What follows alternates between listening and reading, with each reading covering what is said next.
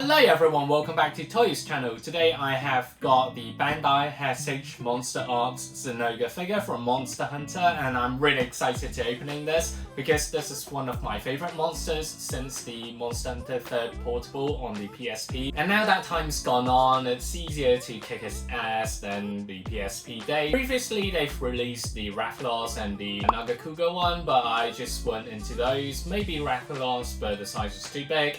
So this one is sizable and it's just about right in terms of being able to display at my home, especially as I've got so much shit around me. As always, please remember to like the like button and subscribe to my channel for more stuff like this. Vlogs, Demon Slayer, Hot Toys, Marvel, Star Wars, Demon Slayer, Kimetsu no Yaiba, Jujutsu Kaisen, and all these kind of stuff. Please tune in for more. Without further ado, let's get into it.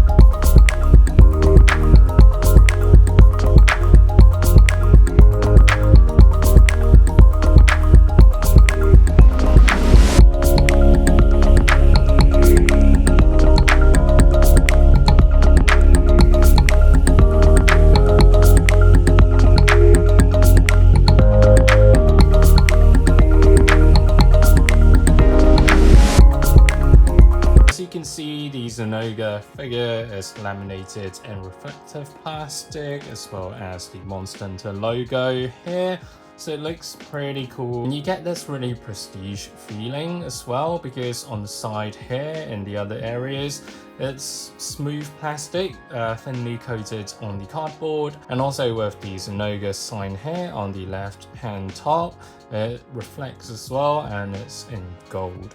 It's pretty cool, to be honest. On the side, right, not a lot going on here, to be honest. Zinogre, and you get the usual turquoise, bluish green for Zinogre, which is what his signature color is. Moving to the back, you get this Zinogre illustration, very cool. And he's all charged up, ready to beat the players to shit. What's more, on the right hand side, you get this kind of scratch mark that's done by Zinogre, and you can see what's inside as well. In terms of the figure, you can vaguely see the head, the neck area, as well as the front arms, so that's pretty cool. The other side, it's pretty much if not the same as on the right hand side, well, left hand side we've seen just now.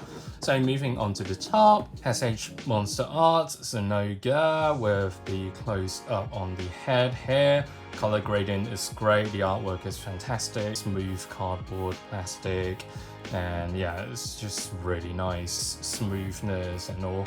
So basically you can see the horns of the head here as well. And also let's switch to the bottom, another great piece of art here for the monster figure. Without further ado, let's open it.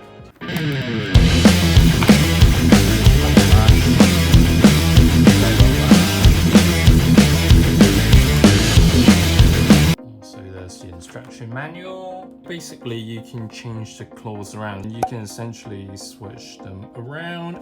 Let me check out how it's done later. And that's pretty much it for the instruction manual. Okay, let's open it up. It looks pretty cool.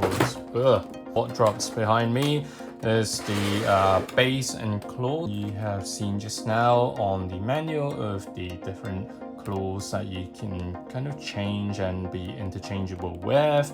So let's see how that fares later on.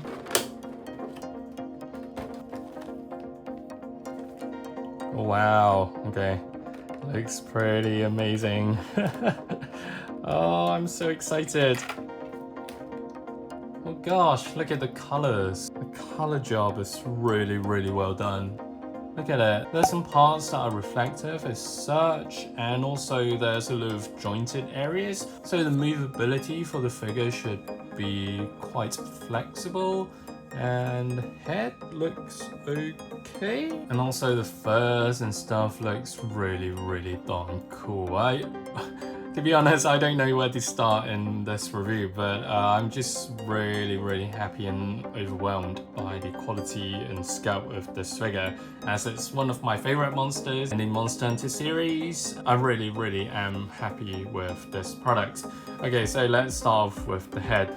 So with the head, you can see the 2 horns that you can break within the game, and also you can see, wow, the eye. Can you see the pupil, the iris? That's really cool. And also 2 front teeth being in white, and also you get this part that sticks out on the beard. Oh, okay, so it actually moves as well. Oh, that's so cool. And also moving on, let's check out the other side. Yep, similar, you can see the iris pupil as well, kind of reflective as well. And also just on this right hand side of the mouth, kind of moving, the jaw part rather. And I don't know what this piece of shit is. Yep, I have no idea what that piece of shit is. It's actually stuck on pretty hard.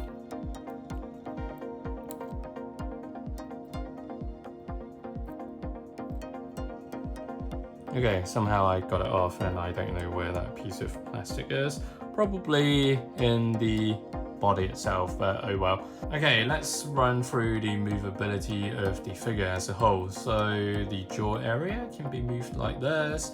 The neck, there are actually a few parts to the neck. So you get this part where it sticks to the head, and also there's this middle part of the neck as well. So you can kind of do that thing where he's like dribbling his saliva and charging basically. And also with this part, you can see the joint kind of in there, and it can be moved about as well. So pretty cool. And as well as this smaller piece, and also this applies to the largest and the third piece here. And also let me just switch this around. For the arms, you can move to a good degree. I wouldn't say the greatest degree, but it's movable. And in terms of the elbow area, yep, that can be moved a bit as well.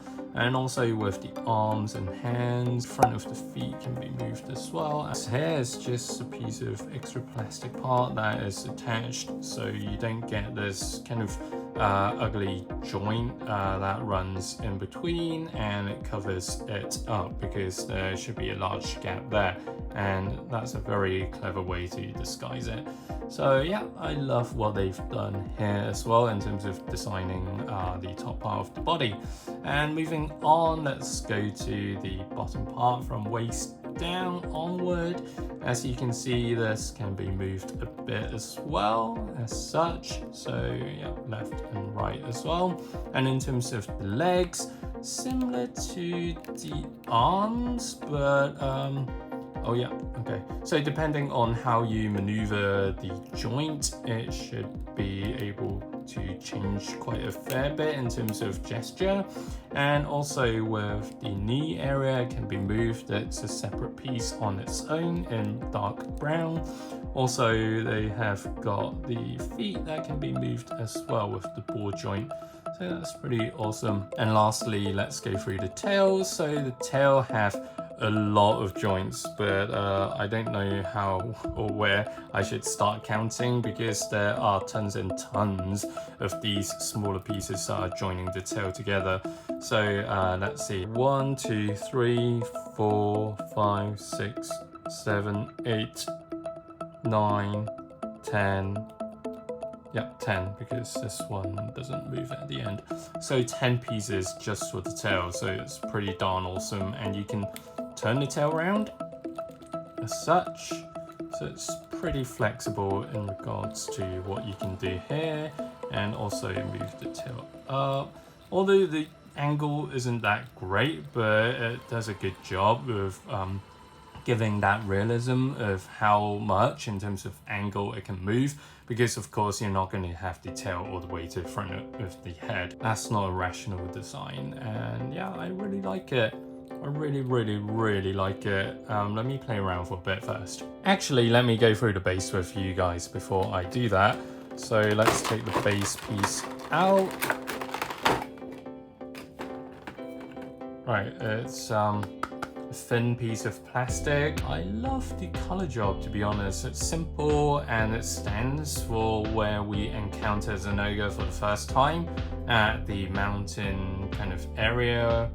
And yeah, I like what they've done here. The gradient from the dark grey to kind of the lighter grey here looks fantastic. And also with the different grounds and terrains, the gradients, it looks pretty cool. Although I would have loved for them to have a kind of a piece of rock here, so he stands on that piece of rock. Let's check out the movable arms and stuff as well. It's pretty much similar to what we get for the hands and also with the claws. Yeah, it's just bigger pieces of claws. I'm not sure whether I want to kind of change it around because it looks good for what it is at the moment. So let's hang on to these.